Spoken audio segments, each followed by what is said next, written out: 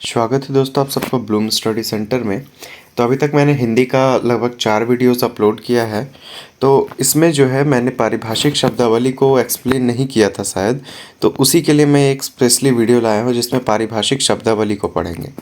किन किन टॉपिक्स को पढ़ना है तो मैंने पिछले वीडियो में बता दिया है। कौन कौन से टॉपिक है आपके, कार्यालयी हिंदी, तकनीकी हिंदी और आपका वैज्ञानिकी हिंदी। ठीक है, तो ये आपका 3 प्रकार का जो हिंदी था, तो वो तीनों हिंदी को आप लोग अच्छे से एक्सप्लेन करके पढ़ लीजिएगा कि तीनों होते क्या है।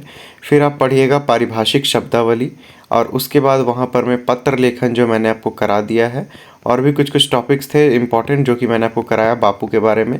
ठीक है, तो चलिए देखते हैं यहाँ पर मैं पारिभाषिक शब्दावली का परिचय। देखिए, तो पारिभाषिक शब्दावली से कोई भी प्रश्न आए तो इस तरह से आप इसको सॉल्व करेंगे। पारिभाषिक शब्दावली से आशय उन शब्दों से है जिसका प्रयोग किसी विशेष विषय, शास्त्र, विज्ञान, तकनीक, प्रशासन, विधि, चिकित्सा, शिक्षा अथवा अन्य ज्ञान विज्ञान के क्षेत्रों में एक निश्चित और विशिष्ट अर्थ में किया जाता है। तो आपको ये याद रखना होगा, क्या पारिभाषिक शब्दावली से क्या आशय है, तो उन शब्दों से है जिनका प्रयोग किसी विशेष विषय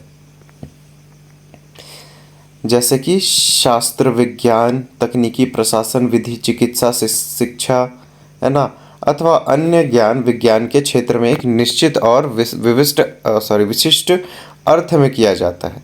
इन शब्दों का अर्थ सामान्य बोलचाल के अर्थ से भिन्न होता है, अलग होता है, तथा संबंधित विषय के विशेषज्ञों द्वारा मान्यता प्राप्त भिन्न होता है। विषय के विशेषज्ञ द्वारा मान्यता प्राप्त होता है। ज्ञान के प्रभावी संप्रेषण, वैज्ञानिक लेखन और प्रशासनिक कार्यों में पारिभाषिक शब्दावली का महत्वपूर्ण स्थान माना जाता है। तो आप कुछ भी आंसर लिखते हैं तो आप पहले परिचय ही लिखेंगे, या तो भूमिका बोलते हैं इसको। ठीक है, परिचय लिखिए, भूमिका लिखिए, या प्रस्तावना भी बहुत लोग लिखते हैं। तो इसका हम लोग परिचय बता दिया, अब लिखेंगे परिभाषा। किसी विशेष विषय या ज्ञान क्षेत्र में निश्चित, स्पष्ट तथा समन्वय अर्थ में प्रयुक्त शब्दों को पारिभाषिक शब्दावली कहते हैं। इस परिभाषा को आपको याद ही करना पड़ेगा कि किसी विशेष विषय, ठीक है, कोई मेन टॉपिक होगा, इम्पोर्टेंट टॉपिक होगा, या ज्ञान क्षेत्र में निश्चित, स्पष्ट तथा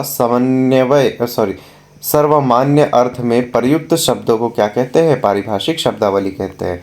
तो कोशिश कीजिए इसको आप रट्टा मार लीजिए कि किसी विशेष विषय या ज्ञान क्षेत्र में निश्चित, स्पष्ट तथा सर्वमान्य अर्थ में प्रयुक्त शब्दों को पारिभाषिक शब्दावली कहते हैं।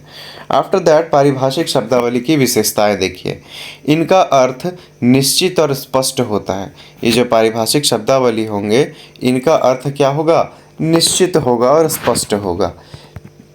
एक शब्द सामान्यतः एक ही अर्थ व्यक्त करता है। एक जो शब्द है वो एक ही अर्थ बताता है। ठीक है, उसके बाद है ये किसी विशेष विषय या क्षेत्र से संबंधित होते हैं। इनमें संक्षिप्तता और सटीकता होती है, मतलब एकदम संक्षिप्त वाक्य होगा और सटीक होगा। जो बात अपना कहना है वो डायरेक्ट यहाँ पर में कहेगा। ठीक है, उसके बाद फिर है यह मानकीकृत तथा सर्वमान्य होते हैं, मतलब इसको सभी के द्वारा अप्रूवल दिया जाता है तब इसका यूज़ होता है। विज्ञान, तकनीक, शिक्षा, प्रशासन, न्याय और चिकित्सा आदि क्षेत्रों में इनका व्यापक प्रयोग भी होता है। पारिभाषिक शब्दावली का महत्व देखें तो ज्ञान और सूचना के आदान प्रदान को सरल एवं स्पष्ट बनाती है।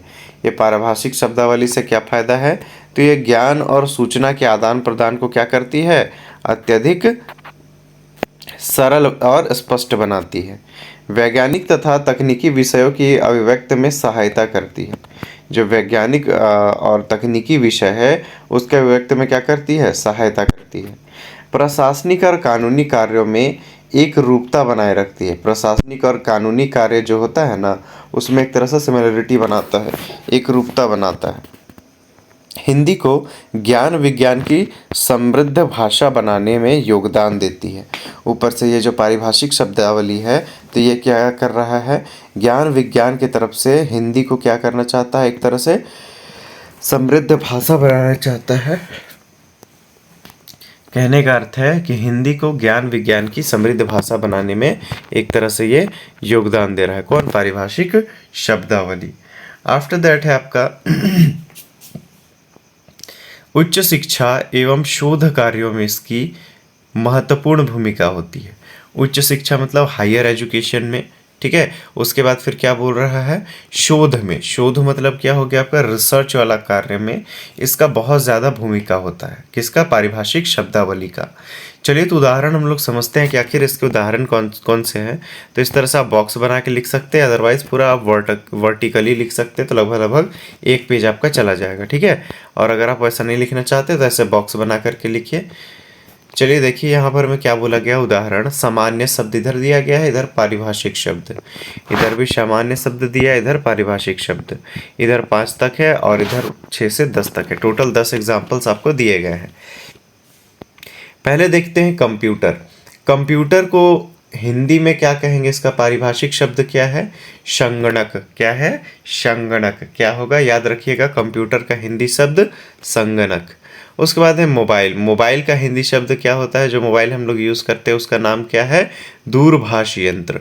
नाम से कैसा लग रहा है, दूर, दूर से भाष, भाष मतलब बात कर पाना, ठीक है, या फिर भाषा का प्रयोग करके बात करना, दूरभाष यंत्र।